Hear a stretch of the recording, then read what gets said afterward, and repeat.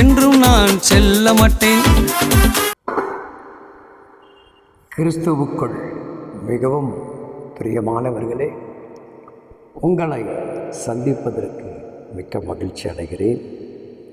உங்களுக்காக உங்களுடைய நேரத்தில் ஒவ்வொரு நாளும் உங்களை இதன் மூலமாக பார்ப்பதை என்ன நினைத்து பார்க்கும் பொழுது மிகவும் மகிழ்ச்சி அடைகிறேன்.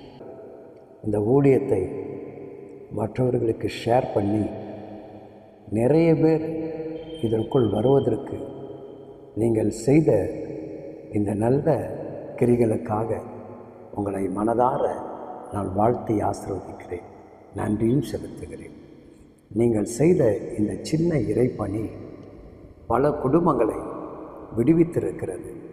பலர் மூலமாக சாட்சிகளை கேட்டுக்கொண்டிருக்கிறோம். நாங்கள் எந்த சாட்சிகளையும் அதை எடுத்து மற்றவர்களுக்கு ஃபோக்கஸ் பண்ணக்கூடிய ஊழியத்தை கர்த்தரை கொடுக்கிறார். அவர்கள் செய்த நன்மைகள் தேவனை மகிமைப்படுத்தினால் போதும். அதற்காக நீங்கள் இந்த ஊழியத்தில் கொடுத்திருக்கிற அந்த மிகப்பெரிய கிருபை தான் இன்றைக்கி எண்ணற்ற குடும்பங்களுக்குள் ஒரு விடுதலைக்குண்டான வழிகளை ஏற்படுத்தி கொடுத்திருக்கிறது.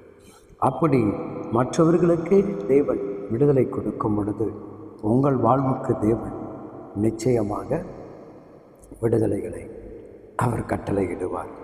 என் அன்பான தெய்வ பிள்ளைகளை, இந்த நாட்கள் கர்த்தருடைய வார்த்தைகள் கேட்பதற்கு முன்பாக தேவன் நமக்கு கொடுக்கப்பட்டிருக்கிற அத்தனை வாக்கு தத்துவங்களையும் அவர் நிச்சயமாகவே அவர் நிறைவேற்றுவார்.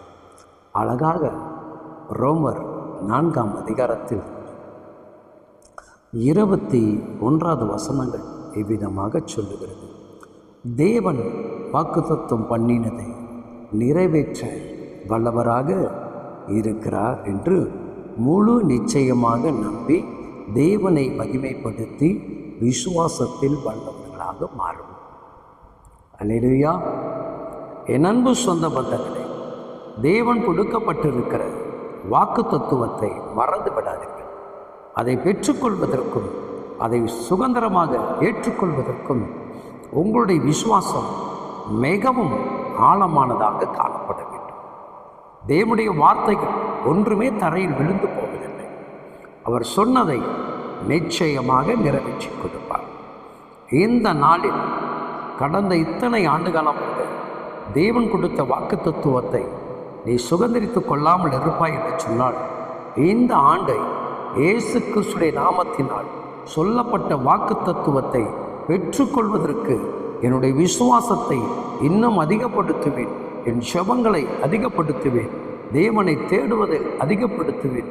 கர்த்தருக்குள் இன்னும் பரிபூர்ணமான அன்பை செலுத்தி தேவன் எனக்கென்று கொடுக்கப்பட்டிருக்கிற அந்த வாக்கு தத்துவத்தை எனக்கு சுதந்திரமாக நான் பெற்றுக்கொள்வேன் என்கின்ற ஒவ்வொருவருக்கும் அந்த வைராகியத்தோடு நீங்கள் செபிக்கணும். எண்ணற்ற வாக்கு தத்துவங்களை நமக்கு கொடுத்திருக்கிறார். உன்னை கீழாக்காமல் மேலாக்குவேன் சொல்லியிருப்பார். உன் கடன் நெருக்கத்திலிருந்து மாற்றுவேன். திருமண காரியங்கள் கைகூடி வரும் என்று சொல்லியிருப்பார். கர்ப்பத்தின் கனிகளை கொடுப்பேன் என்று சொல்லியிருப்பார். பிரிந்த குடும்பங்களை ஒன்றாக இணைப்பேன் என்று சொல்லியிருப்பார். வாகனங்களோ சொந்த வீடுகளோ உறவுகளோ பந்தங்களோ எல்லாவற்றையும் நான் உனக்கு திருப்பி கொடுப்பேன் என்று கர்த்தர் சொல்லியிருப்பார். ஊழியத்தில் உன்னை எடுத்து வளமையாக நான் பயன்படுத்துவேன் என்று தெய்வம் சொல்லியிருப்பார். இப்படி நிறைய வார்த்தைகளை சாமி உனக்கும் எனக்கும் வாக்கு கொடுத்திருப்பார். அதை இதுவரைக்கு எது நாம் பெற்றுக்கொள்ள முடியாமல் இருக்கிறதோ அதை பெற்றுக்கொள்வதற்கான ஒரு முயற்சி, அந்த விசுவாசம், அந்த நம்பிக்கை அவரை மேல் அதிகமாக நாம் வைக்கும் பொழுது நிச்சயமாக அவர் சொல்லப்பட்டிருக்கிற அத்தனை வார்த்தைகளையும் பரிசுத்த ஆவியானவர் நிறைவேற்றி கொடுத்து நன்மையினால் உங்களை முடிசூட்டுவார். பயப்படாதீர்கள். வாக்கு தத்துவத்தை நீங்கள் சுதந்திரித்துக் கொள்ள வேண்டும். ஆபிரகாம் தேவனை விசுவாசித்தான். தேவன் சொன்ன வாக்கு தத்துவத்தை நம்பினான். அதனால்தான் 100 வயது சென்றபோது கூட அவன் தளர்ந்து போகாதபடி தேவன் கொடுத்த வார்த்தையின்படி தனக்கென்று ஒரு சுதந்திரத்தை பெற்றுக்கொண்டான். இன்றைக்கு எத்தனை பேர் அப்படிப்பட்ட விசுவாசத்தோடு வளர விரும்புகிறீர்கள்? உங்கள் விசுவாசத்தை பெருக்கிக் கொள்ளுங்கள். நம்பிக்கையோடு கூட இருங்கள். தேவன் கொடுத்த வாக்கு தத்துவத்தை நிச்சயமாக நிறைவேற்றுவார். நிறைவேற்றப்பட வேண்டும் என்றால் நீங்கள் அதை விசுவாசித்து பெற்றுக்கொள்ளுவர்களாக மாறுங்கள்.